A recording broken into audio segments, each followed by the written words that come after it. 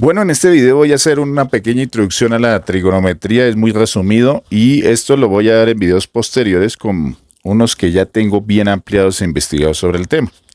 Hay que hablar que la trigonometría tiene que ver con las relaciones de las medidas de un ángulo, que lo voy a explicar después, y voy a hablar un poquito de ese desarrollo en lo que tenemos acá, un contexto muy general.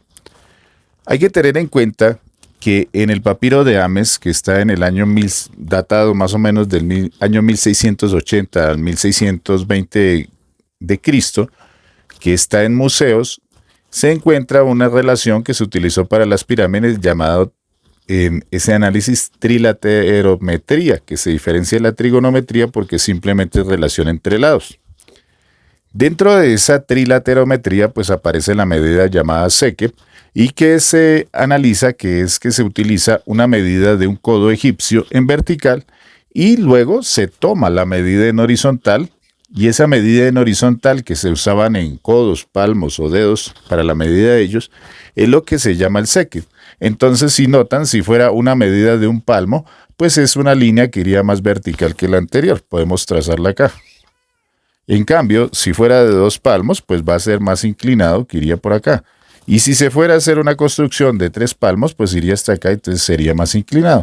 Eso es lo que era el seque para ellos. Entre más seque diera el número, o sea, entre más grande, pues nos indicaba una medida con mayor inclinación, con menor inclinación. Y entre menos seque, pues tendría una medida con mayor inclinación. Y así se cree que se utilizó para poder hacer las medidas para las pirámides. Esto duró durante mucho tiempo, pues no hubo relaciones sobre la cuestión trigonométrica hasta que aparecen las tablas de Hiparco. Las tablas de cuerdas de Hiparco, que se cree que él es el padre de la trigonometría, y donde estas tablas de cuerdas desarrolladas él vivió entre el año 190 al 120 antes de Cristo, crea unas tablas muy famosas donde se toma una medida desde un punto de la misma longitud, y la medida que haya entre esas dos medidas de esa misma longitud se conoce como cuerda. Obviamente, de esas cuerdas ahí nace el concepto del ángulo, pero no se habla del ángulo, sino de esta medida que se conoce como cuerda. Y él hizo unas tablas que fueron los principios para poder hacer mediciones astronómicas, que para la época fue un hito. Luego aparece Ptolomeo, muchos años después, ya en el año 100 a 170 después de Cristo, y él hace en el Almagesto un análisis muy profundo porque estas tablas eran para ciertos niveles de cuerdas o ángulos equivalentes a nosotros, y él lo hizo con un detalle, bajo varias investigaciones, un detalle muy interesante, y donde esas tablas duraron más de 1000 años. Entonces, todo se relacionaba, repito, no con el ángulo, sino con la longitud que había desde el extremo al otro extremo de la misma medida trasladada, que le puse R, o el famoso radio. Y eso se conocía como cuerdas. Ahora, ¿por qué pongo a los hindúes por acá?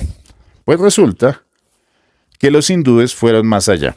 Ahí se supone en muchos estudios que Hiparco puede que él se haya basado en textos anteriores, pero como esos textos no existen, pues no se puede decir nada. El único que sobrevivió fue el de Hiparco.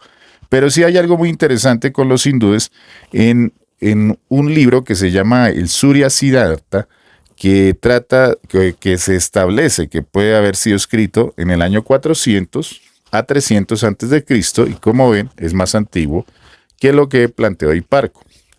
En esto se plantean unas tablas de arco con unas medidas que se conoce como las tablas de arcos de este libro.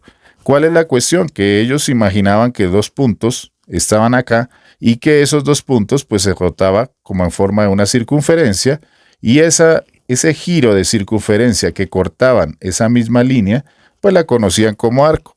Después, con el tiempo, ellos hicieron esta medida lanzándola desde horizontal, partiéndola así, y al partirla acá, voy a colocar otra rayita de otro color, aparecen otras medidas.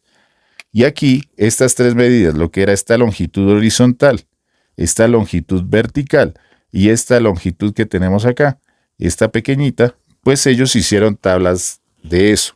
Pero no decían el ángulo tal, sino a la mitad.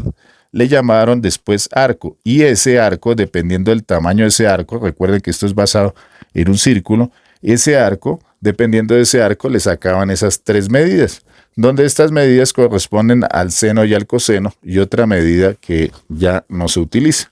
Pero estas tablas de arcos de los hindúes no hay más registros y a veces se le tratan de dar a Aryabhata, que él nació en el año 470 después de Cristo, muchos años después, y en su libro la Aribhatilla, pues ya empieza a tomar esta información y ya lo empezó a trabajar de forma más detallada y empezó a construir tablas astronómicas. Pero se cree que todo fue basado en información que viene de este libro, el Surya Siddhartha, desde hace mucho tiempo. Después los hindúes desarrollaron cada vez a través de los años, pues trabajos más detallados y como les digo, estas medidas tenían que ver con el seno y el coseno y después cuando se entró a Europa y a la época moderna, pues con el tiempo todos esos estudios que hicieron los hindúes y después tomados por los europeos desarrollaron las razones trigonométricas que conocemos hoy día del seno, coseno, tangente, cotangente, secante y cosecante. Entonces, esta es una breve introducción muy resumida sobre esa historia que nos conllevó al estudio de la trigonometría y que fue importante y fue inspirada en que se necesitaban desarrollos para el estudio de astronomía y de construcción. Nos vemos en un próximo video. Cuídense mucho.